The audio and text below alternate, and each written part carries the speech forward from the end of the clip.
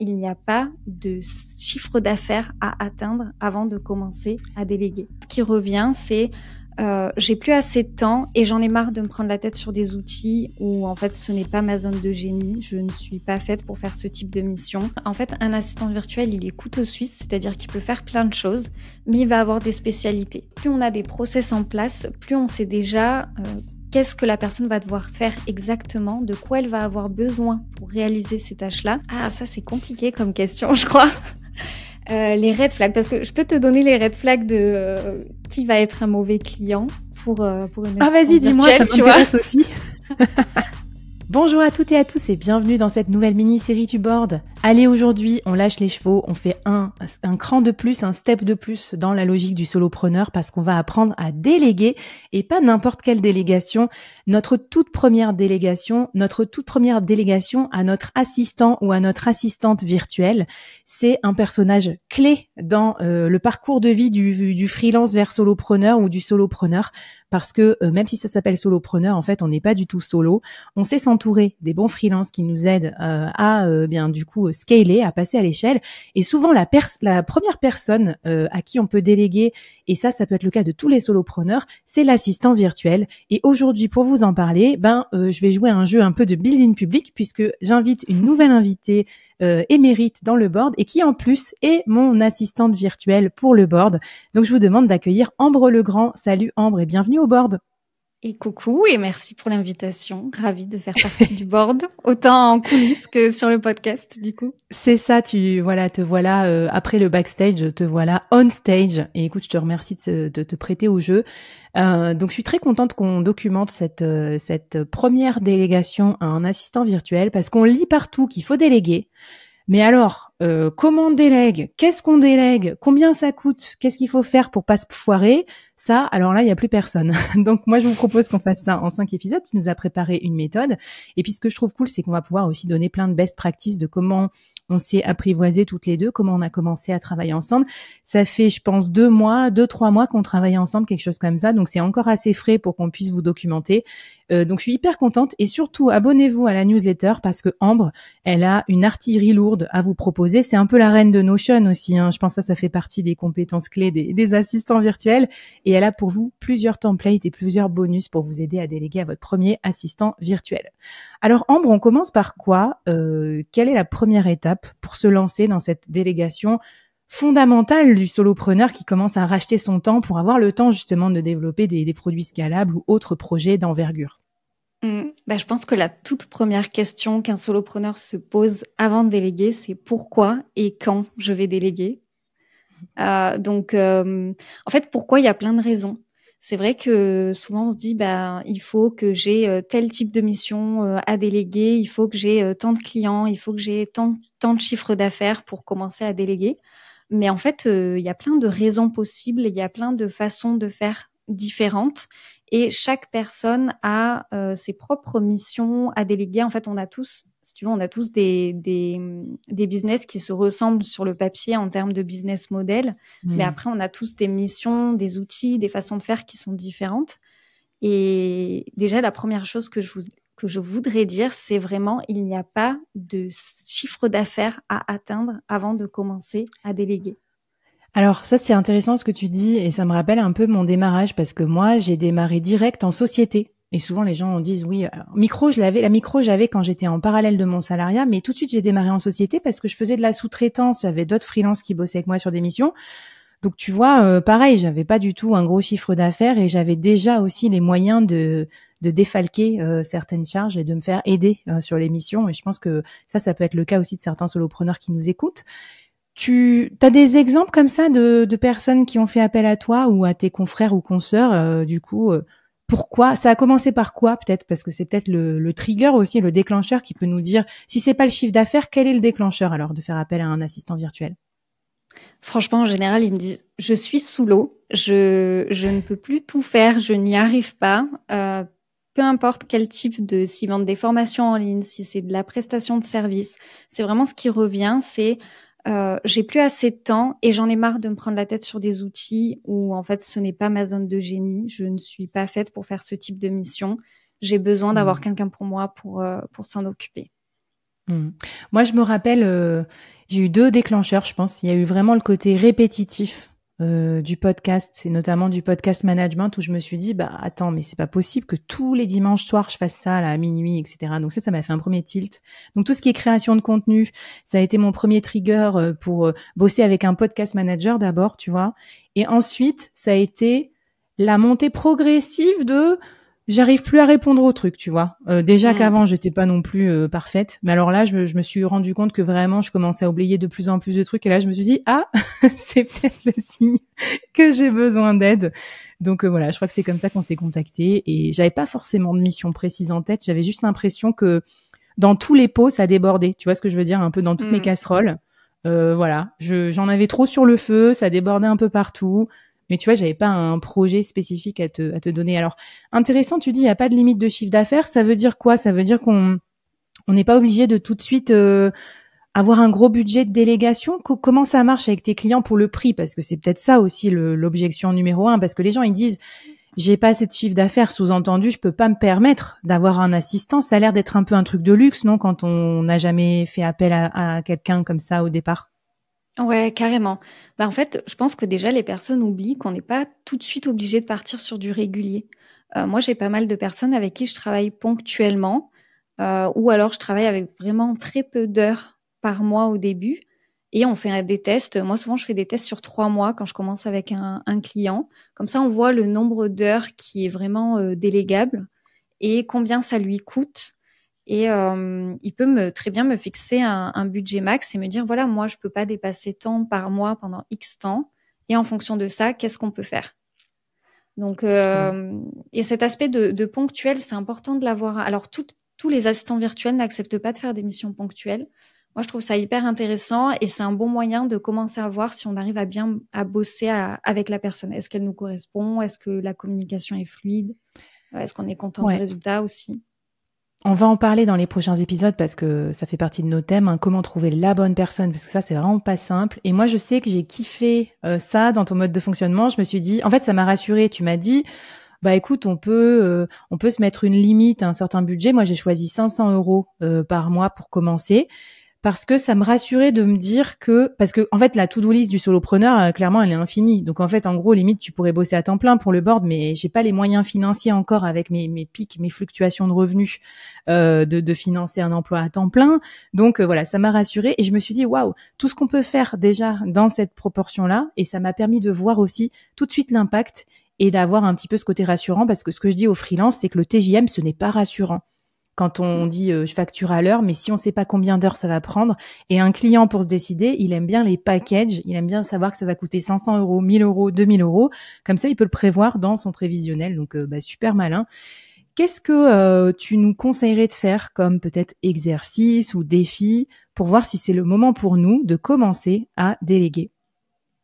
Bah, tu vois, j'avais une idée de défi et je sais pas si on peut en faire 2 en un seul épisode, Vas-y. mais tu disais que ça débordait un peu dans tous les pots. Je pense que faire le point sur justement dans quel pot ça déborde chez moi. Dans quel domaine j'ai l'impression que ça ne va plus. Est-ce que j'arrive plus à suivre mes messages? Est-ce que j'arrive plus à développer de projets autant que ce que je voudrais? Où est-ce que ça va pas? Où est-ce que je manque de temps?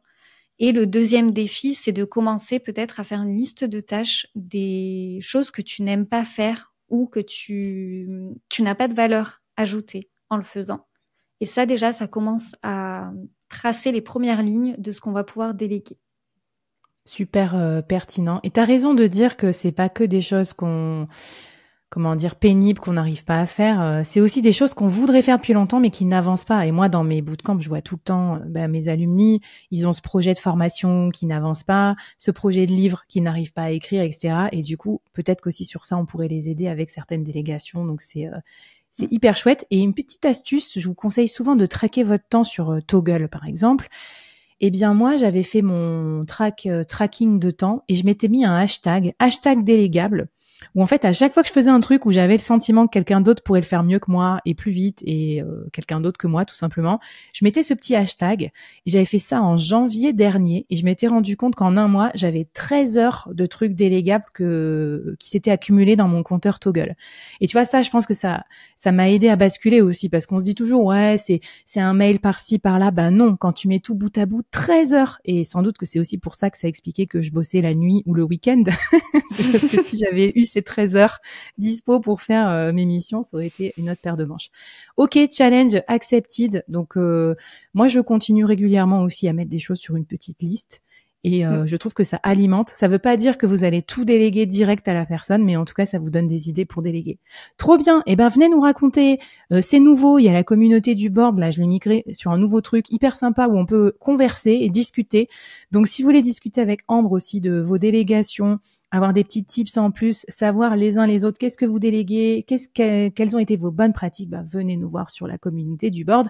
Et puis, ce que je te propose, Ambre, c'est qu'on avance un petit peu justement dans « Ok, ça y est, maintenant je sais qu'il faut que je délègue. Maintenant, on va préparer le terrain pour être sûr que la délégation sera efficace et rentable pour les deux côtés, l'assistant et celui qui délègue. » C'est parti pour l'épisode 2.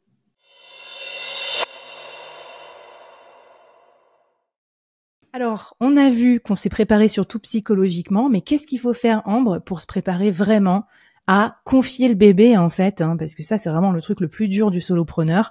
En plus, je vais te donner moi tous mes freins parce que je suis un bon cobaye. On se dit la personne va pas comprendre, le truc c'est dans ma tête. Ah purée, j'ai tous mes codes. C'est un peu chiant quand même. Le moment où on se dit ok, je suis prêt à déléguer et le moment où on va le faire, il peut se passer 1000 ans parce qu'en fait il y a tellement de trucs pénibles à faire. Alors peut-être facilite-nous la tâche un peu, dis-nous par quoi on doit commencer. Ouais, déjà, je pense qu'il faut se rendre compte que les choses, elles vont se faire petit à petit. Tu vas pas devoir envoyer tous tes accès en une seule fois à la personne parce que pauvre assistante virtuelle ou assistant, il va se dire, oh mon Dieu, il y en a partout, qu'est-ce que je fais avec ça?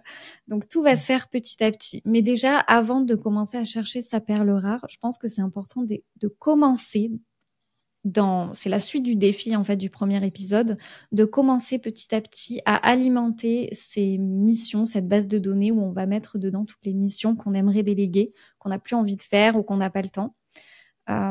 Donc ça, c'est la première chose pour commencer à avoir les grandes lignes. Après, vous inquiétez pas, avec la personne en question, avec l'assistant virtuel, vous allez venir refaire un point là-dessus et vous allez venir déblayer ensemble. Et normalement, un bon assistant virtuel, moi, c'est ce que j'avais fait avec toi, Flavie, au début. On s'était fait un petit point de qu'est-ce que tu fais toutes les semaines, quelles sont toutes les offres que tu proposes.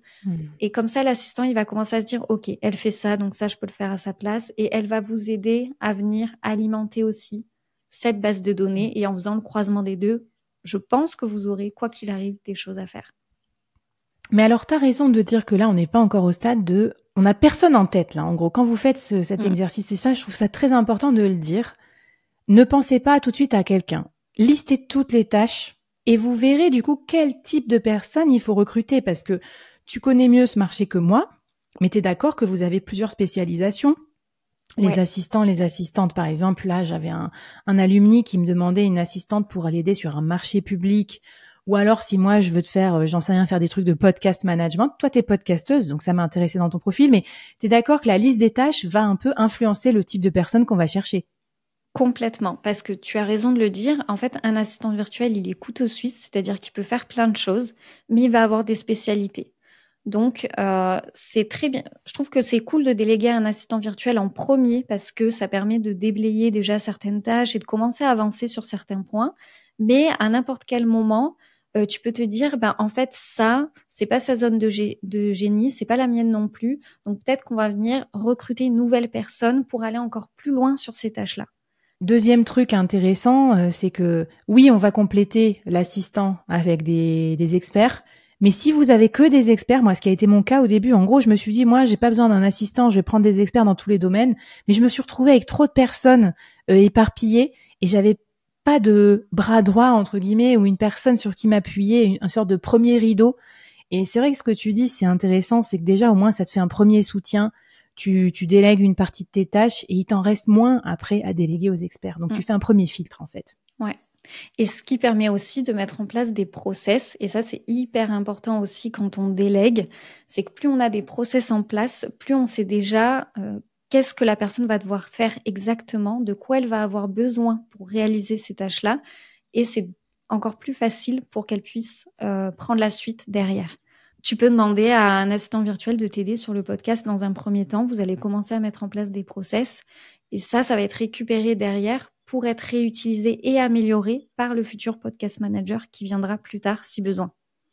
Moi, je suis une très grande fan de ça. Je vous le dis souvent, solopreneur, prenez le temps un peu d'écrire ce qui se passe dans votre cerveau sur un bout de papier ou un bout de Notion. Parce que comme ça, vous préparez à déléguer plus efficacement. Parce que si toi, je t'avais donné des trucs comme ça et il y a rien de préparé et c'est à toi d'écrire le process, de tout découvrir, de choisir les outils, ça t'aurait pris beaucoup plus de temps. Donc aussi, quelque part, ça coûte plus cher. Moi, je sais que je délègue les choses que j'ai déjà faites et refaites plusieurs fois. J'écris le process. Donc, par exemple, j'ai un process très détaillé de podcast manager avec marqué qu'est-ce que tu dois poster sur quel réseau social, à quel endroit tu trouves les fichiers, les liens et tout. Comme ça, c'est beaucoup plus facile d'onboarder quelqu'un. Donc voilà, le sujet processisation, j'en parle souvent, mais en fait, ça a l'air d'être du temps perdu, mais c'est un investissement pour vous en tant que solopreneur sur les tâches récurrentes, répétitives, parce que ça ira beaucoup plus vite pour déléguer. Ouais, clairement, ça change tout. Et alors, je raconte un petit peu comment on avait procédé. Donc moi, quand j'avais fait ma liste de tâches, je les avais classées en 3 catégories. Admin, donc les trucs un peu génériques, je sais pas, qu'est-ce qu'il y avait dans admin, trucs de comptabilité, de boîte mail, des trucs comme ça. Content, donc tout ce qui est content creation, donc poster des trucs, préparer des lives, des choses comme ça. Et customer. Customer, c'est tout ce qui est animation de ma communauté, de l'incubateur solopreneur, des alumni, réponse aux clients, réclamation client, j'ai pas ma facture, etc. Et en fait, déjà en classant ces 3 trucs-là, je me rappelle quand tu les avais vus, tu t'étais dit je sais pas ce que tu t'étais dit, mais tu m'avais plus ou moins dit que c'était clair et je pense que ça t'a inspiré confiance aussi parce que tu avais déjà vu que même moi, je savais à quoi m'attendre, j'avais un petit peu pesé les tâches, je les avais un peu compartimentées. Parce que voilà, tu peux pas non plus tout attendre de quelqu'un qui bosse pour toi 5 heures ou 10 heures par mois, quoi. Faut quand même un peu prioriser. Comment tu conseilles qu'on fasse cette répartition des tâches? Ouais, je pense que les répartir par domaine, c'est une très bonne idée. Donc, admin, marketing, contenu. Ça peut être. Après, ça dépend aussi de votre business model, du coup. Mais la répartition par catégorie, c'est une très bonne chose parce que ça va permettre à l'assistante virtuelle de se rendre compte de tout ce qu'il y a à faire dans chaque catégorie et déjà de se dire, OK, ça, je peux faire des premières bases, mais ensuite, derrière, je sais que je vais conseiller à la personne peut-être de prendre un expert pour aller plus loin. Et elle va venir tout préparer pour que ce soit plus facile derrière de prendre un expert si besoin. Et ensuite, tout ce qui est administratif, etc. Là encore, ça dépend de la spécialisation de l'assistant virtuel en question. Mais elle va avoir une vision claire de tout ce qu'elle a à faire pour ses catégories à elle, entre guillemets. Ok, super. Bon, écoute, avant qu'on passe au défi, j'ajoute aussi un petit tips qui, moi, m'avait aidé. J'avais séparé le récurrent du one-shot parce que, en gros, là où je trouve qu'un assistant virtuel est très utile, c'est surtout pour les trucs récurrents. Enfin, pour commencer sur des trucs one-shot, mais après sur des trucs récurrents. Et moi, ça m'avait aidé à me dire, oh là là, ok, ça, je vais devoir me le taper pendant toute ma vie de solopreneur, vite. Enfin, tu vois, ça m'avait donné un regain de motivation à le faire parce que quand tu crois que tout est one shot, tu te dis ça va, je vais le faire. Mais si en fait tu te rends compte que toutes les semaines ça revient, eh bien c'est là que je trouve que l'assistance c'est vraiment une énorme aide en tant que solopreneur. Trop cool. Alors qu'est-ce qu'on peut se faire comme défi pratique là pour se préparer encore à accueillir sa future perle rare et on va trouver dans l'épisode d'après on va regarder comment recruter la bonne personne justement. Ouais, alors juste avant de donner le défi, je rebondis sur ce que tu disais sur l'émission régulière. C'est aussi intéressant de se demander est-ce que c'est possible de l'automatiser ou non. Parce que ça peut aussi être une idée, si on n'a pas encore le budget pour déléguer, d'automatiser certaines tâches. Ça, Et d'ailleurs, tiens, je tacle une idée reçue parce que quand on choisit quelqu'un de bien, donc écoutez l'épisode d'après, la personne, on est d'accord que elle va t'automatiser les trucs. Elle va pas, elle va pas refaire sans cesse les mêmes tâches juste pour facturer. D'accord? Toi aussi, tu vas apporter ta pierre à l'édifice en fait en tant que assistant virtuel et même augmenter, améliorer la performance du business parce que tu as vu des trucs sur des business d'autres solopreneurs et tu vas me dire attends Flavie là ton truc que tu refais tous les jours, on peut l'automatiser et on peut passer par tel outil. Ouais, clairement. Donc, tu as des automatisations natives dans les outils qui peuvent être facilement mises en place par des assistants virtuels. Et tu en as qui sont spécialisés aussi dans les automatisations en utilisant Zapier, Make, qui permet là d'aller encore plus loin. Donc, ouais, Ok, l'assistante bon bah virtuelle, elle a envie super. de gagner du temps autant que le solopreneur qui délègue finalement. On est d'accord, vous aussi, même si vous aimez bien certaines des tâches que nous on n'aime pas, vous aimez bien quand même les confier à une machine ou à un process. Hyper bien. Bien Alors qu'est-ce sûr. qu'on fait pour finir de préparer sa liste des tâches là qu'on va vouloir Mm. déléguer? Ben là, j'ai envie qu'on sorte un peu de cette vision, quelle mission j'ai envie de déléguer, quelles sont les compétences, etc. Mais plutôt qu'on s'intéresse aux soft skills. Parce que Hmm. ça dépend aussi des personnes. Mais pour moi, ce qui est hyper important, c'est d'avoir un bon feeling, une bonne communication avec la personne avec qui on va travailler. Et souvent, on oublie un peu ces soft skills, on se concentre sur les compétences. Mais si la relation ne prend pas, ben, la confiance va être difficile et ça va être compliqué de collaborer. Donc, le défi que j'ai envie de donner, c'est de déterminer au moins 3 soft skills essentiels pour le collaborateur. J'adore. Je pense que c'est à la réflexion parmi les personnes avec qui j'ai travaillé et qui ça l'a fait, c'était peut-être l'élément fondamental en fait. C'est est-ce qu'on s'entend bien, est-ce qu'on match bien, est-ce qu'on fit bien. Surtout qu'on est solopreneur, quoi. On a choisi cette façon de faire du business pour aller vite aussi et pas. Enfin, tu vois ce que je veux dire. Passer 2 ans à essayer de s'adapter au mode de fonctionnement de l'autre et tout en se disant ça va aller. Bah non. On a le choix de travailler avec qui on veut, avec les personnes qu'on kiffe. Enfin, en tout cas, moi, c'est mon plaisir au quotidien aussi de choisir mes clients, choisir mes prestataires. Donc, je vais pas m'embêter avec des gens avec qui ça fit pas. Et je dirais presque soyez hyper précis aussi, tu vois, dans les soft skills. C'est pas juste la confiance. Ça veut un peu rien dire. C'est genre, moi, je pensais à ça. Je me disais, par exemple, moi, je suis quelqu'un qui va vite. J'ai besoin d'aller vite, que ça soit vite compris de la première fois, de pas se répéter pendant 1000 ans, etc. Donc, je sais pas comment ça s'appelle cette soft skills. Et je m'en fous en fait, mais du coup je sais que c'est un truc que je regarde. C'est que si la personne me fait répéter 14 fois déjà le truc, je vais me dire bah en fait c'est pas possible, voilà. Ou alors par exemple travailler sur WhatsApp, toutes les deux on travaille pas mal sur WhatsApp. Tu t'es adapté à ce mode de fonctionnement et moi je trouve ça super bien. Qu'est-ce que c'est? Est-ce que c'est une soft skills, une hard skills? Je pense que c'est plus une soft skills, c'est de travailler en asynchrone par exemple. Donc voilà, des Ouais. petits exemples de trucs qui peuvent faire que ça fonctionne entre nous. Bon, ben c'est parfait. Alors maintenant, à ce stade, tout le monde veut te recruter, Ambre, mais tu pourras pas prendre tous les solopreneurs qui vont toquer à ta porte après, parce que tu as quand même un peu de boulot avec tes autres clients, le board et tout. Donc tu vas nous aider à trouver la perle rare et comment bien choisir son premier assistant, et ça se passe dans l'épisode 3.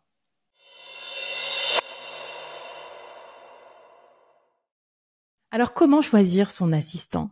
Comment trouver sa perle rare? Surtout que c'est notre première délégation. On veut pas avoir une mauvaise histoire, tu vois, un truc qui va nous empêcher de déléguer après toute notre vie. On aura le cœur qui saigne en pensant à cette expérience. Ou alors, pire, on veut pas donner nos codes, je sais pas, de LinkedIn ou de carte bancaire à quelqu'un qui, tu vois, il y a un peu une question de confiance aussi. Donc, qu'est-ce que tu peux nous dire sur cette partie recrutement, j'aime pas trop ce mot, mais peut-être plutôt matching avec le bon assistant virtuel pour nous?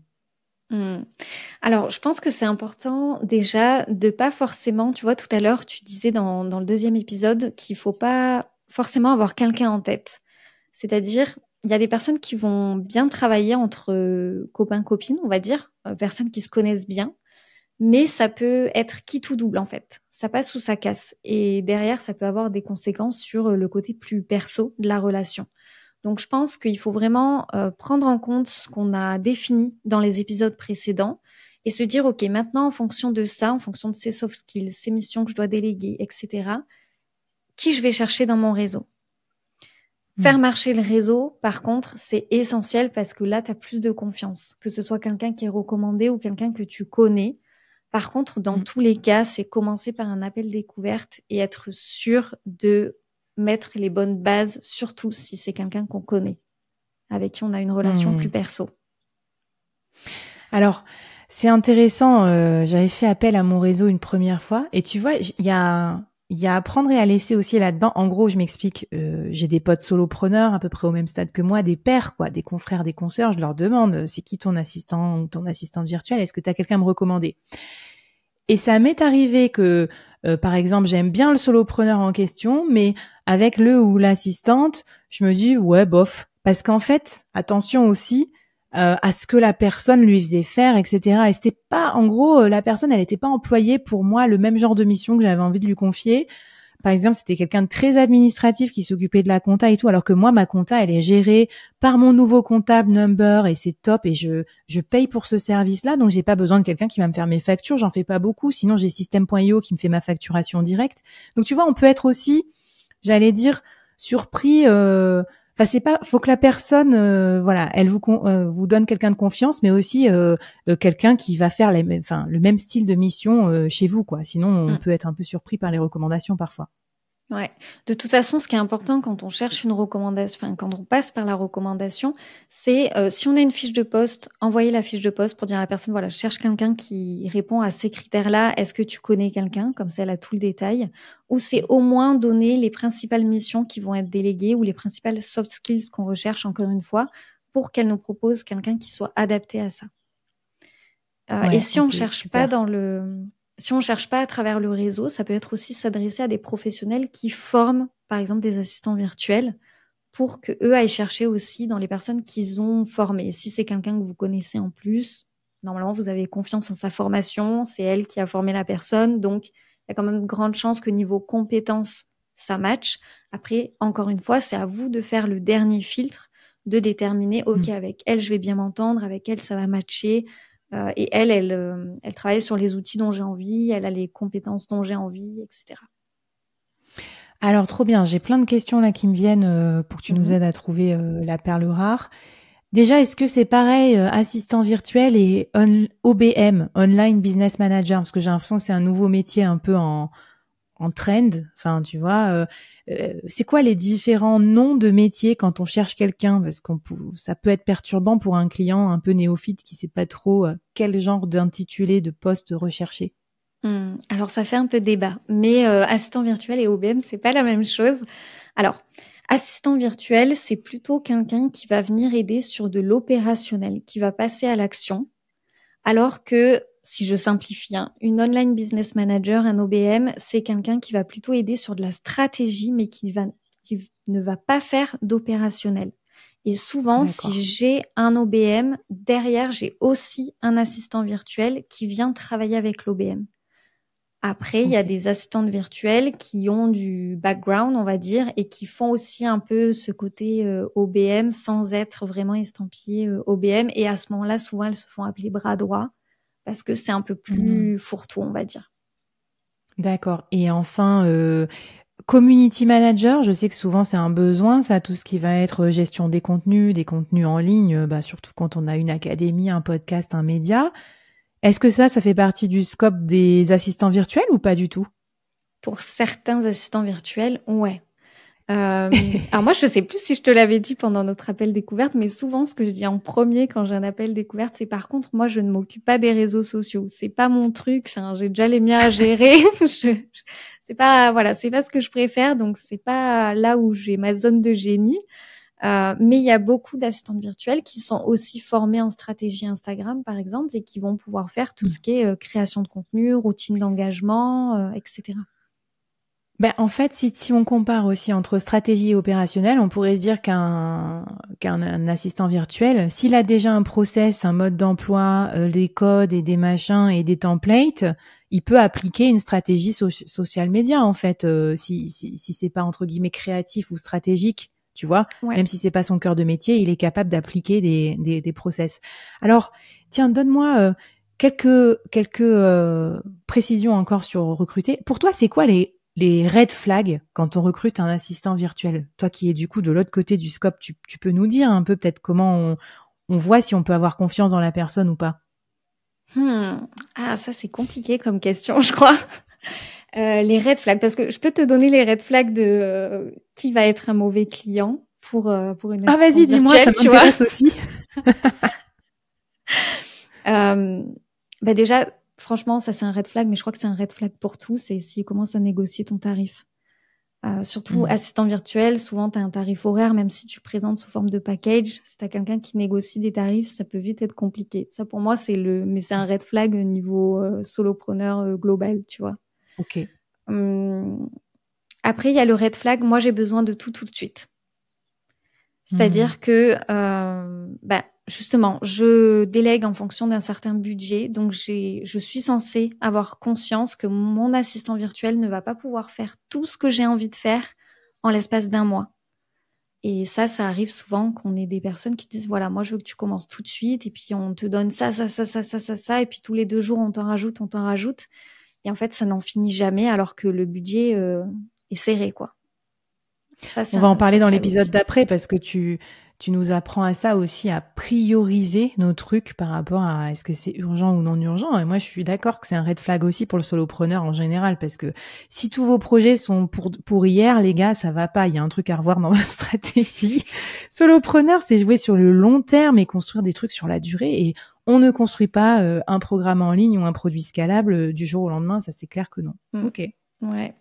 Et je viens d'avoir un red flag pour, donc plutôt toi, quand tu recrutes un assistant virtuel, c'est si la personne te dit, moi, je sais tout faire, je suis hyper bon dans tout et tu vas voir, on va tout péter dans tous les domaines. Certes, un assistant virtuel, c'est couteau suisse, mais encore une fois, comme tu disais, il a des spécialisations, des zones de génie, il y a des outils qu'il n'a jamais utilisés. Pour moi, quelqu'un qui te dit pendant un appel découverte, alors cet outil, je connais, je peux être efficace tout de suite. Par contre, cet outil, il va falloir que je me forme un peu ou il va falloir que tu me transmettes des infos. Ça, c'est quelqu'un qui est honnête et tu sais qu'il va vraiment te dire, OK, ça, je sais faire, ça, je sais pas. Et voilà. Ah ben génial, mais en fait un peu comme toi quand tu as dit moi compte pas sur moi pour les réseaux sociaux sur tel truc, en fait moi ce que je préfère c'est ça. Bon OK, c'est rassurant, mais ça c'est sûr. Mais ça pareil, c'est red flag pour les gens du monde entier. Enfin, je veux dire le mec qui dit je sais tout sur tout, mais qui a envie de bosser avec des gens comme ça? Je pose ça là. Bref, non vaut mieux dire ce qu'on sait pas faire, surtout c'est pareil avec nos missions clients en freelance. Moi j'ai remarqué si tu dis au client que tu vas tout faire, que tu sais tout faire, ça a plus de valeur. Alors que tu lui dis, non, voilà, là, moi, j'excelle sur ce sujet. Sur tel autre sujet, si tu as besoin d'aide, t'appelles tel confrère ou consoeur que je connais qui est très bien et qui va te faire ça en une journée. Mais c'est pas, moi, mon sujet. Super. Bon, écoute, quelle question on peut poser alors si on est en rendez-vous découverte? Est-ce que tu conseillerais qu'on pose 1 ou 2 questions, peut-être pour être sûr qu'on choisit le bon assistant? Même si je comprends bien que finalement, on va surtout tester, comme on a la chance de pas signer un CDI, quoi, et de bosser en freelance les uns pour les autres. On va utiliser un peu la période d'essai pour ça. Mais si on devait clôturer sur la partie sélection, entretien ou entretien découverte, qu'est-ce qu'on pourrait poser comme question? Je pense que moi, il y a une question qu'on m'a souvent posée et je trouve qu'elle est très bonne, c'est comment est-ce que tu réagis si un jour tu fais une connerie? Si un jour tu fais, tu fais une erreur qui vient impacter le business de ton client, comment est-ce que tu réagis? Et ça, je trouve que c'est une question hyper intéressante parce qu'elle permet de voir si la personne va être honnête, si elle réagit, si elle est réactive, si elle a les bons réflexes aussi. Donc, je trouve que c'est une question qui est assez pertinente. Bon, mais j'aime beaucoup et moi qui fais des bêtises tout le temps. Non, mais tu vois, je me dis, par exemple, moi, ça fait partie de mes critères. C'est vrai que c'est bien d'avoir quelqu'un de réactif et de sérieux, mais tu vois, moi, je préfère quelqu'un qui agit et qui est capable de corriger si c'était pas exactement ce que je voulais, plutôt que quelqu'un qui va attendre 1000 ans que je lui réponde. Voilà, ça fait partie du côté réactif. Moi, je préfère action-réaction plutôt que d'attendre, être un peu attentiste. Donc, ça fait encore sans doute partie des soft skills. Super. Et écoute, Ambre, est-ce qu'on a un truc à faire du coup pour finir sur ce sujet de la perle rare? Là, on peut lancer quand même un petit défi de demander si on recherche quelqu'un, demander à son réseau. Alors attention, toujours en précisant sur quel domaine on a besoin, quel rôle la personne doit jouer. Si elle a des personnes à nous recommander, ça peut permettre d'avoir déjà des premiers noms pour faire une première petite enquête. Super. Et puis merci à toutes celles et ceux qui me contactent aussi pour le board. Et je pense qu'à terme, je ferai un peu un endroit aussi où on pourra faire appel à des gars et des meufs sûrs niveau freelance pour bosser les uns avec les autres. Donc voilà, n'hésitez pas à nous rejoindre dans la communauté. Je trouve ça très cool de pouvoir s'entraider et se recommander aussi des personnes de confiance dans le sujet freelancing. Super, on va passer à l'avant-dernier épisode. Comment on commence bien sa collaboration et finalement sa période test aussi avec son assistant virtuel. Qu'est-ce qu'on doit faire pour que ça marche bien tout de suite, pour que ça soit efficace, performant et que ça vous libère du temps dès le début sans vous prendre trop la tête? On en parle dans l'épisode 4.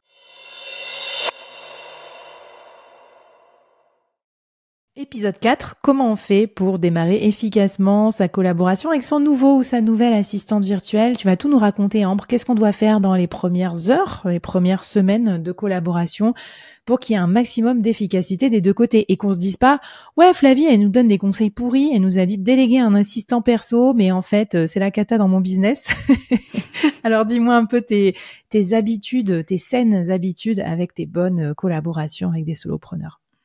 Alors déjà, il y a le côté administratif. Pour ça, je suis pas forcément le meilleur exemple, mais c'est vrai que mettre en place les bases à travers un contrat, par exemple, ça aide à poser des conditions, des principes de base, à établir vraiment une relation saine sur des bases saines. Au moins, tout est noté, tout est clair. Par exemple, un préavis de fin. Quand est-ce que je dis à mon assistant virtuel que j'ai envie d'arrêter la collaboration? Est-ce que je dois le prévenir en amont, etc. C'est le genre de choses qu'il faut préparer pour éviter les conflits ou les malentendus qu'on peut avoir peut-être lors d'une collaboration ou d'une fin de collaboration. Il faut y penser dès le début. C'est important. Oui, et puis ça peut être des deux côtés en plus parce que j'allais dire, si t'es solopreneur, t'as confié tout ton business, enfin une partie, tu vois, à un assistant, et que le mec ou la fille te dit, bon bah au fait, la semaine prochaine, je m'en vais à Bali. Mais je pense que tu peux te retrouver un petit peu dans la merde aussi de ton côté. Voilà, ça va dans les deux sens. Je voulais dire, il n'y a pas que le côté, oui, je peux disposer des gens quand je veux. Il y a aussi ce côté confiance réciproque. Ouais, complètement. Donc c'est important. Après, une fois qu'on a passé le côté administratif, bah, c'est important aussi de mettre en place, je parlais de process tout à l'heure, un process d'onboarding. C'est de se dire comment moi j'aimerais être accueillie dans une équipe et je vais essayer d'accueillir cette personne-là de la même façon. Donc, c'est prévoir une visio de démarrage ensemble pour être sûr qu'on se mette d'accord sur par quoi on commence, comment est-ce qu'on fonctionne, vraiment dans les faits, dans le pratico-pratique, hein, en dehors du côté administratif. Donc, mettre en place un process d'onboarding, c'est hyper important pour lui donner tous les éléments parce qu'il va falloir, dans un premier temps, se rendre disponible. Alors, ça ne veut pas dire se rendre disponible tout le temps, être toutes les 5 minutes sur son WhatsApp ou quoi que ce soit, mais ça veut dire donner des explications, donner les accès dont la personne va avoir besoin. Et ça se fait au fil de l'eau. Mais c'est vrai que dans les premiers mois, on va dire entre 1 et 3 mois, il faut se rendre un peu plus disponible que pendant le reste de la collaboration parce que la personne, elle va découvrir votre business, vos outils, votre façon de procéder et elle a besoin quand même d'avoir un certain niveau d'information que seul vous pouvez lui donner. Alors moi, ce que j'aime bien, c'est plusieurs choses dans ton propos. Alors c'est vrai qu'avant de faire de l'asynchrone en folie comme moi j'aime, c'est quand même bien de faire du synchrone parce qu'en fait ça peut durer longtemps par échange de messages WhatsApp de dire ce que t'attends. Alors que moi je me rappelle c'était partage d'écran, je te fais visiter dans tout mon Notion pour que tu comprennes comment je travaille, où sont les trucs et tout parce que tu vas pas dire alors attends c'est la 4e page en partant de la gauche et du machin et tout donc c'est hyper pénible. Après, je trouve aussi que il y avait le petit côté messages vocaux, si jamais il y a besoin de se préciser des trucs, ou Loom qu'on utilise beaucoup aussi avec ses assistants ou ses freelances. Si vous avez jamais utilisé, je vous conseille vraiment de l'utiliser parce que c'est une façon de faire un mini point presque, enfin en asynchrone, mais vraiment très détaillé, en disant voilà j'ai fait le truc, est-ce que tu trouves que c'est bien, etc. Je dirais aussi beaucoup de feedback, mais tu vas nous raconter. Bon, en tout cas, l'onboarding, ouais, je suis d'accord, et c'est important aussi pour montrer votre philosophie et ce que vous attendez de la personne, en fait, justement en parlant des soft skills et pas juste des résultats concrets, pratico-pratiques. Qu'est-ce qu'on doit faire d'autre pour être sûr qu'on travaille en bonne intelligence? Fixer des objectifs. Quand on est solopreneur, on le sait, il faut se fixer des objectifs, mais fixer des objectifs aussi à la personne qui est en face, c'est important. Et quand je parle d'objectifs, ça peut être à travers des deadlines de OK, je vais te déléguer tout ça. Maintenant, on va commencer par prioriser telle ou telle action. Donc ça, on peut le faire seul ou on peut demander à son assistant virtuel de l'aider à prioriser. Et se dire, ça, il faut que ce soit terminé avant tant de temps. Ça, j'ai envie que tu sois 100% autonome au bout de 2 mois. C'est important pour que l'assistant virtuel sache sur quoi prioriser, sur quoi elle doit être complètement autonome au bout d'un certain moment. Ce qui va lui permettre d'avoir plus de clarté sur ses missions et sur la façon dont vont s'étaler les missions dans le temps. Super intéressant. Alors je rebondis sur ce que tu disais au début aussi. Certains vont avoir la frustration parce que quand t'es prêt à déléguer, t'as envie de tout de suite plus rien faire. Et ils vont avoir cette frustration de dire putain, ça me prend encore du temps. Mais ça vous prend du temps qui est sain pour vous parce que déjà, je trouve que prendre sa to-do list et mettre des niveaux de priorité comme moi je l'ai fait avec toi, on a trois petites flammes. Ça va de 1 à 3. 1, c'est pas très prioritaire et 3, c'est genre c'est hot. Bah du coup, même moi, ça m'a fait réfléchir. Je me suis dit bah attends. Qu'est-ce qui est prioritaire là pour l'incubateur? Qu'est-ce qui est prioritaire pour le podcast? Et en fait, si tu veux, ça m'a aidé à passer au tamis. Parce que sinon, je suis du genre à dire que tout est hyper prioritaire. Bah non, enfin, tu vois, ça c'est la meilleure façon de finir en burn-out. Et après, ce que je voulais dire aussi, c'est que ce temps-là, il est pas perdu parce que c'est du temps leveragé, comme disent les Américains. Donc, tu passes du temps à faire tes process, mais c'est comme si tu travaillais une fois et ça va te resservir 10 fois, 20 fois, 30 fois. Parce que si demain, tu changes d'assistant virtuel, parce que ça l'a pas fait ou pour X ou Y raison. Si demain t'onboard un community manager, ben t'es content d'avoir passé en fait 1 heure à écrire ton process ou à faire ton loom sur la gestion de tes réseaux sociaux et tu te sentiras beaucoup moins seul et beaucoup plus efficace. Ok, qu'est-ce que t'as d'autre comme best practice sur comment bien travailler avec un assistant virtuel? Pour moi, c'est aussi important de déterminer une fréquence et un moyen de communication. Nous, tu l'as dit, on communique beaucoup par WhatsApp, mais de temps en temps, on se fait des points. Donc, par exemple, le premier mois, je crois qu'on s'en est fait un toutes les 2 semaines, je crois, pendant 1 mois. Donc, tu vois, ça nous a fait 3 points en quasiment 1 mois. Et maintenant, on n'en fait peut-être qu'un seul par mois. Mais c'est important quand même de le faire de temps en temps parce que quand il y a des nouveaux projets, des nouvelles choses vraiment plus conséquentes à prendre en main pour l'assistant virtuel, bah, démultiplier les looms, les messages WhatsApp, ça va prendre trop de temps. Donc, en fait, une visio, on se dit tout est clair, la personne repart avec ce qu'elle doit faire. Donc, c'est très important de déterminer cette fréquence et ce moyen de communication et trouver quelque chose qui convienne aux 2 parties. Ouais, alors moi je mets aussi ce que j'aime bien que tu fais. Par exemple, toi, à chaque point, tu viens avec une liste de tâches précises. Genre, voilà, j'ai 7 points à voir avec toi. Ça, pour moi, c'est hyper important et intéressant parce que le côté fouillis, en fait, ce qui est pénible dans les points synchrones, c'est le côté bordélique, quoi. C'est que la personne n'a rien préparé. T'as envie de dire, mais moi, j'ai pas le temps de faire des réunions toutes les semaines. Enfin, si je suis pas devenue solopreneur pour ça. Donc, toi, tu vois, ça a duré quoi, notre point ce matin? 20 minutes? Et hop, tout était fait. Et puis moi, à l'inverse, ce que je fais, c'est que quand j'ai des choses à faire, je les mets dans le garage à tâches du Notion avec un peu un pré-brief, mais tu vois, c'est pas encore hyper ficelé. Et c'est quand on se parle que tu vas me dire, écoute, bon, ben ça, je pense que je peux le faire la semaine prochaine parce que j'ai du temps entre tel et tel client. Ou alors, si je commence que dans 2 semaines, est-ce que t'es OK? Et je dirais aussi que tu vois, dans une relation de confiance, il y a aussi ce côté, on se met au courant de si on va avoir des rushs ou pas des 2 côtés. Moi, je t'ai dit, tiens, là, je vais partir en vacances avec mes enfants. Bon, c'est sûr que ça va être un peu plus olé olé sur les réponses au WhatsApp. Alors que toi, pareil, tu m'avais dit, là, j'ai un gros lancement avec un autre client, donc t'inquiète pas. Je t'oublie pas, mais c'est juste que je vais pas bosser sur tes trucs là cette semaine, mais je vais le faire la semaine prochaine. Et comme c'était OK, il y avait pas des trucs 3 feux, ça allait. Écoute, est-ce qu'on est au bout de ce qui fait une collaboration sans stress et efficace entre un assistant et son assisté? Ouais, je pense que là, déjà, on a de bonnes bases et après, ça vient se pimenter, on va dire, en fonction des personnalités, de la façon de travailler de chacun. Mais déjà, si on a ces bases-là, c'est déjà un bon début. Allez, donc quand on a son assistant recruté, qu'est-ce qu'on fait là? Le défi, c'est quoi pour être sûr que ça se passe bien? Et ben là, le défi, j'ai envie de que vous commenciez à imaginer le process d'onboarding. Encore une fois, comment vous aimeriez être accueilli en rejoignant une équipe et du coup, de quelle façon vous allez accueillir votre nouvelle recrue. Ouais, c'est pratique en plus, comme on est tous un peu freelance à côté, on se rappelle des pires missions.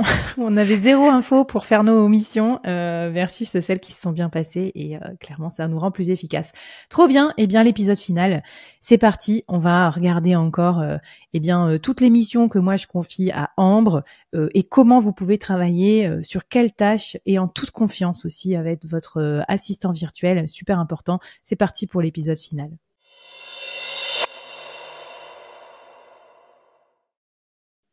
Alors, qu'est-ce qu'on peut confier comme tâche à un assistant virtuel et jusqu'où on va, je veux dire, parce que tu es d'accord qu'en fait, le champ est vaste. Et du coup, il y a la question un peu aussi de la confiance. surtout pour notre marque personnelle, notre entreprise personnelle, potentiellement notre vie, parce qu'il y a des liens quand même entre notre vie privée, notre vie pro. Je sais pas, l'agenda d'un solopreneur, c'est quand même assez perso. Du coup, qu'est-ce que tu vois, toi, parmi tes clients et jusqu'où on met le curseur? Honnêtement, moi, j'ai des clients qui me font franchement, j'ai de la chance, totalement confiance. J'ai des clients, où j'ai leur code de carte bleue, j'ai accès à leur, compte professionnel, et ça pour plusieurs clients, hein, donc c'est vraiment une réalité. Hem, alors peut-être qu'ils me l'ont pas donné tout de suite dans la première semaine, mais quand même Mmh. assez rapidement, tu vois? Quand tu sens que tu as une relation de confiance, ça se fait automatiquement et ils voient le côté pratique aussi du fait de donner ces informations-là. Après ça peut aussi aller, du côté, plus, on va dire la code de carte bleue, c'est pro mais perso entre guillemets. C'est aussi donner accès à ces différents programmes, à tous les outils qu'on utilise. Ça demande quand même une certaine confiance parce que la personne derrière va pouvoir suivre le programme, va pouvoir, utiliser les outils. Alors si c'est une personne, peut-être, malhonnête, à ses fins, personnelles, on va dire, tu Mmh. vois? En dehors pour un autre client ou pour elle-même. Mmh. Il faut quand même une certaine confiance pour donner tous ces accès-là et un bon assistant virtuel en a conscience et ne fera pas, l'exemple que je viens de vous donner, n'utilisera pas un Mmh. outil, à des fins, Il y a autres. deux choses que ça m'inspire. Alors déjà, j'ai envie de dire, la confiance. C'est un peu comme dans le management, c'est a priori. Enfin, moi, je trouve, en tant que solopreneur, parce que si vous partez en solopreneur et vous êtes là, alors machin, mais non, mais lui, il va me piquer, moi, il va me copier ma formation, machin. Non, mais c'est n'importe quoi. Enfin, si vous pensez ça, enfin, je veux dire, vous lancez même pas dans un truc de formation en ligne, parce que bah oui, quelqu'un peut copier vos trucs, mais ça, il le fera jamais aussi bien que vous, il aura pas le service client derrière. Enfin, moi, j'ai complètement sorti de ça de mon esprit, parce que je me dis, c'est vraiment un truc qui te parasite, alors qu'il y a 1% de chance que ça se produise et que ça soit nuisible pour toi. Mais d'autre part quand même, il y a des gages que tu donnes et je trouve que c'est important de les rappeler aussi. Par exemple, toi, dans les petits détails qui moi m'ont fait que ça m'a incité ma confiance, c'est que si je te dis bah tu vas écrire tel mail etc machin, tu vas me dire bah est-ce que tu veux que je l'écrive de ma part ou de ta part? Tiens, je t'ai mis un brouillon à valider. Tu vois, plein de trucs en gros qui me font penser que t'as la tête sur les épaules, quoi, que tu fais pas n'importe quoi. Et tu vois, alors peut-être que quelqu'un aurait pu juste envoyer direct. Et après, je suis là, ouais, ben en fait, il y a une faute. Bah non, je l'aurais pas dit comme ça. Donc, je pense que tu minimises un peu ton professionnalisme aussi. Et je pense qu'il y a des choses qui sont de nature à inspirer confiance. Donc voilà, je sais pas si Mmh. toi, tu as des critères à nous donner, des trucs que toi tu fais qui semblent indispensables pour qu'on puisse les voir aussi chez nos assistants virtuels et être sûr que ce sont des personnes de confiance aussi. C'est vrai, après pour moi, c'est assez naturel en fait. Donc, je considère que je vais parler en ton nom. Si je dois rédiger un mail à ta place, si je dois, valider un paiement à ta place, c'est ton nom, c'est ta marque que j'engage. Mm. Donc à partir du moment où je considère que ce n'est peut-être pas moi prendre la décision, ou j'ai peut-être besoin d'avoir ta validation pour lancer la chose, du coup, je te fais un petit message et je te préviens, voilà, je t'ai mis telle info, est-ce que tu es OK? On y va pas? Donc, Ok. en Ben écoute, c'est l'intérêt aussi d'avoir des modes de communication rapides de fonctionnement parce que comme ça on peut valider rapidement. Et moi en tout cas, je prends beaucoup de plaisir à voir les brouillons. Tu sais, le nombre de brouillons ou encore mieux le nombre de emails planifiés dans ma boîte Gmail et je suis là, oh là là là là, Ambre, elle a travaillé pour moi. C'est sûr que moi j'aurais jamais pensé à faire des emails planifiés. J'adore. Et ce que je voulais dire aussi, c'est donc moi évidemment, je t'ai donné full access à tous mes trucs parce que justement, je voulais que tu parles de ma marque par ma marque. Donc ça me paraît très bizarre de dire bah tiens Ambre, tu vas écrire aux invités des lives de l'incubateur pour les aider à préparer des trucs nickel et tout, mais je t'invite pas quoi au live. Comme ça, surtout tu participes pas au live. Bah si, moi je trouve que c'est bien que tu participes, que tu sois cliente. En plus toi t'es dans le persona, donc c'est parfait. Et et voilà, et donc moi, juste pour dire aussi, si jamais vous avez peur, vous n'êtes pas obligé de faire full contrôle. Moi, je suis quand même quelqu'un d'assez contrôle freak. J'ai pas l'air comme ça sous mes côtés un peu cool, mais j'ai plein de process derrière. Donc Ambre, quand toi t'écris à mes invités de live, déjà, moi j'ai programmé les lives de 3 mois à l'avance et c'est moi qui choisis les invités parce que je sais qu'ils sont bons, etc. Ensuite, j'ai fait un guideline sur comment doit être un live expert. Puis, c'est moi qui ai fait la presse que j'attends qu'ils remplissent. Donc, en gros, c'est quand même ceinture et bretelle. Donc, oui, t'envoies le mail en disant, est-ce que tu peux préparer les trucs pour telle date et tout. Mais je veux dire, je t'ai pas laissé toute l'attitude de c'est pas toi qui fais la ligne éditoriale du board. Donc voilà, il y a la confiance, mais elle est encadrée par un cadre. Donc je pense que vous, votre rôle en tant que solopreneur, c'est définir ce cadre. Et si le cadre est bien défini, bah normalement ça roule. C'est ça, puis ça se fait petit à petit. Hein. Le code de carte bleue, vous n'êtes pas obligé de le donner dès le premier jour, surtout si elle en a pas besoin, c'est sûr. Mais vous pouvez aussi faire des sans le côté malsain, mais faire un peu des tests, quoi. Je vais lui demander de faire ça de telle façon. Je vais voir si elle me demande un retour avant, voilà, pour essayer de voir comment la personne réagit un peu en face. Et puis si tous les voyants sont au vert, il n'y a pas de raison de ne pas faire confiance. Et alors, deux choses. Donc, j'utilise Dashlane, mais il y a d'autres trucs. Hein. Donc, vous partagez pas tous vos codes en mode comme ça. Hein. C'est en gros, c'est des partages automatisés parce que si j'ai besoin, je peux révoquer. On sait jamais. Hein, l'autre se fait voler son ordi, je sais pas, n'importe. Il y a une fuite de données. Il faut faire très très attention. Donc moi, c'est quand même sécurisé. Donc j'ai pris l'accès payant. Je me suis motivée et bah voilà, je me dis que ça fait partie du challenge où ça me pousse à externaliser plus. Et après, qu'est-ce que je voulais dire ? Bah, j'ai perdu mon idée. Mais écoute, ça me reviendra. Enfin, t'as peut-être d'autres conseils à nous donner là-dessus avant qu'on termine, Ambre, et puis peut-être mon idée reviendra au fur et à mesure. Ouais. Non, mais c'est vrai que tu fais très bien de parler des coffres-forts de mots de passe, comme Dashlane. Ça, c'est hyper important. Pareil, code de carte bleue, ou quand on m'envoie une information un peu sensible via un message, moi, je la récupère, je la note quelque part de sécurisé, en général sur une feuille de papier, dans un carnet, qu'on puisse pas me le récupérer sur mon ordi. Et ensuite, je supprime le message où je vais dire à la personne, attention, tu m'as envoyé ça, données sensibles, j'ai récupéré l'info, tu peux supprimer. Donc, c'est le genre de choses quand même auxquelles il faut faire attention. Et la double authentification, c'est vrai que tu en parlais et c'est quelque chose qui est important, qui arrive très souvent quand on délègue des missions. Il existe des numéros de téléphone qu'on peut louer ou on peut y avoir accès sur différents téléphones. Donc, vous et votre assistant virtuel pouvez y avoir accès pour pouvoir utiliser ce numéro de téléphone comme double authentification. Donc, il y a toujours des outils qui permettent aussi de contourner les choses un peu plus compliquées à mettre en place.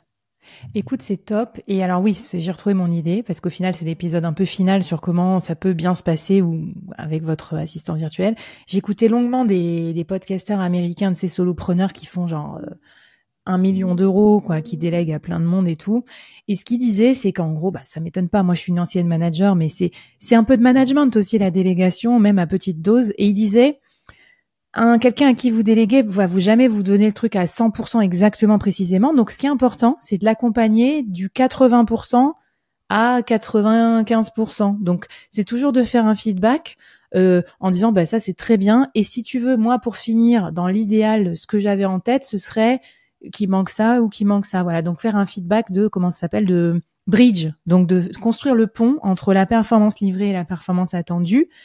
Et ça, je trouve ça très précieux parce que comme ça, vous formez la personne à votre mode de fonctionnement. Elle peut pas deviner tout ce qu'il y a dans votre tête, même si elle est dans votre boîte mail et dans vos programmes digitaux.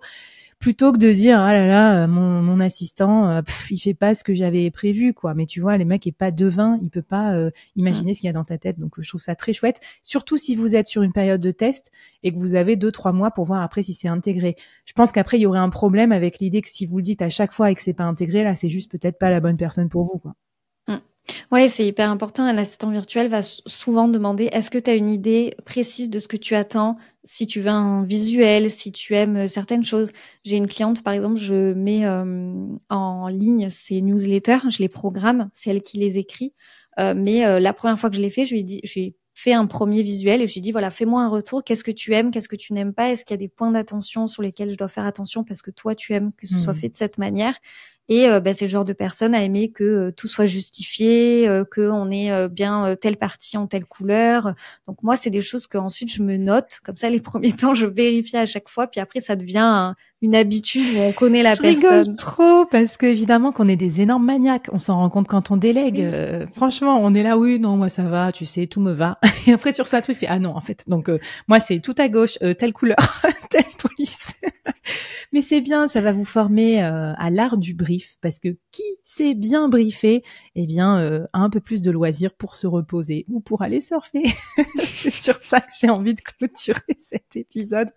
Est-ce que tu as un message de fin à nous donner en plus de toutes les templates et tous les petits checklists que tu nous glisses dans la newsletter du board et qui vont vous aider à déléguer sans faire d'erreur?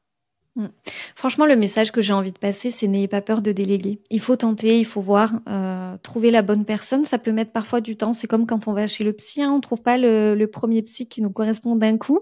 Donc il faut tester, il faut pas avoir peur de s'y confronter, essayer ponctuellement au début, puis régulièrement quand on trouve la bonne personne. Mmh. Y aller, step by step, comme vous le sentez, mais franchement, allez-y, testez et je pense que comme tu dis, une fois qu'on commence à gagner du temps, on n'a plus envie de revenir en arrière et on est content de l'avoir fait, de déléguer enfin. Super, bah écoute, c'était un super message. Venez retrouver sur la communauté Ambre et d'autres assistants virtuels. Et je finis presque par un petit mot pour ceux qui sont assistants virtuels, parce que parfois on me contacte en me disant, est-ce que tu as déjà un assistant virtuel, est-ce que tu voulais travailler? Pour vous dire que si c'est votre cas, ce que je trouve ce qui est pertinent, c'est que vous proposiez quelque chose que vous avez vu que le solopreneur fait pas bien ou imparfaitement encore. Moi, je sais que ça m'arrive. Un petit truc, par exemple, tiens, j'ai vu que tu postais pas souvent tes trucs sur, j'en sais rien moi, sur TikTok. Ça serait facile de les repurposer, de les machins. Je pourrais t'aider à faire ça. C'est la stratégie du pied dans la porte. On en avait parlé avec Marine de la cohorte dans l'incubateur solopreneur. Donc voilà. Si vous êtes assistant virtuel, peut-être commencer petit par proposer une première mission si vous prospectez des solopreneurs comme moi. Je trouve que c'est une excellente façon de se tester, comme on l'a vu dans cet épisode, pour s'inspirer confiance et puis peut-être donner aux solopreneurs ensuite l'envie de travailler avec vous.